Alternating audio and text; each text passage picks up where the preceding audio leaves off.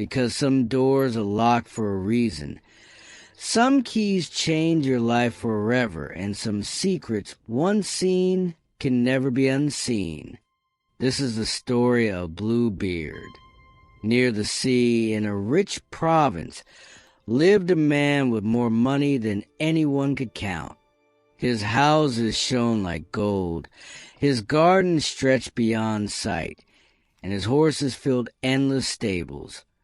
But no one talked about his riches. They talked about his beard. It was thick, long, and cold blue like frozen moonlight.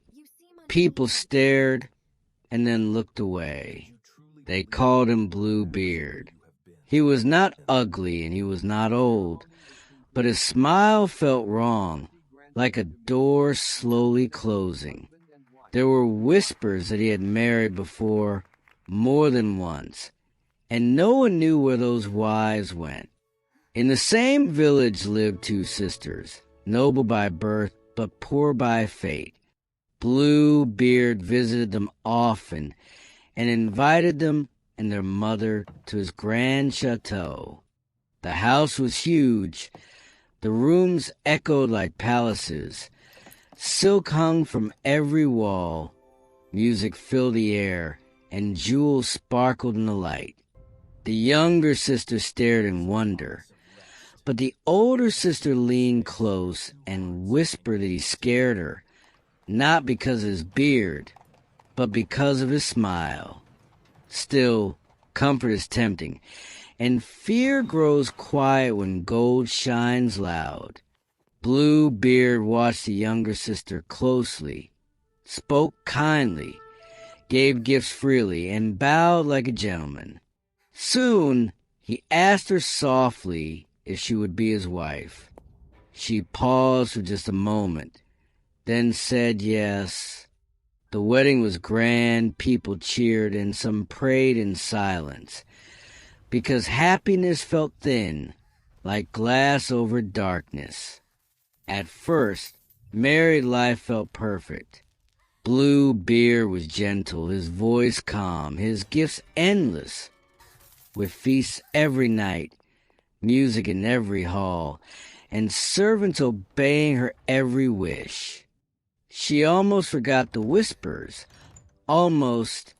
One morning, Bluebeard spoke seriously and said he must travel for business. He handed her a heavy ring of keys and told her they opened every room and that she should enjoy them and invite her friends. Then his voice changed as he showed her a small golden key and said that this door must stay closed, warning that if she opened it, his anger would be terrible. She promised to obey, and he smiled, kissed her hand, and left. She explored happily, walking through rooms of silk, closets of jewels, and mirrors glowing with gold. But one thought returned again and again. The small door at the end of the north corridor. It felt alive, as if it were calling her. One quiet afternoon, she took the golden key, her hand shaking as the door opened slowly. The air inside was cold, the floor dark and wet, and then she saw them, women frozen and silent, his former wives. Blood stained their gowns, and the walls seemed to remember their screams. She dropped the key, and it fell into blood. When she picked it up, the stain would not wash away. She scrubbed and cried, but the red would not fade. That night, Bluebeard returned and asked for his keys. She handed them over one by one, until his eyes stopped on the golden key. He asked why it was stained, and she could not speak.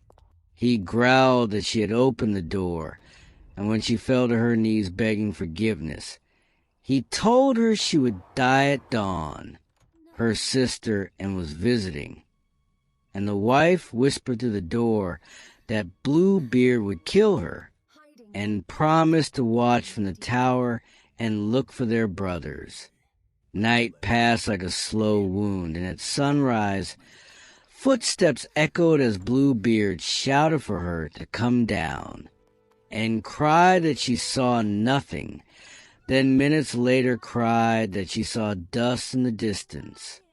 Bluebeard roared for his wife to come at once, and when she begged for one moment to pray, his hand struck the door. Suddenly, hooves thundered and gates crashed open, and screamed that they were coming as Bluebeard raised his blade. But two brothers stormed in, steel flashing and anger burning. The fight was quick. Bluebeard fell. His sword dropped, then his body, and his blue beard touched the floor one last time. Silence returned, and the wife was still alive. She cried as her siblings held her. Bluebeard was buried without honor, with no prayer spoken, and his riches became hers. She healed slowly, helped her family, and repaired what had been broken. Later, she married again, this time to a kind man who had nothing and feared no questions. She kept the small golden key, and though its stain faded, it never vanished. Some truths are dangerous. Some curiosity has a cost. But courage saves lives, and silence protects no one.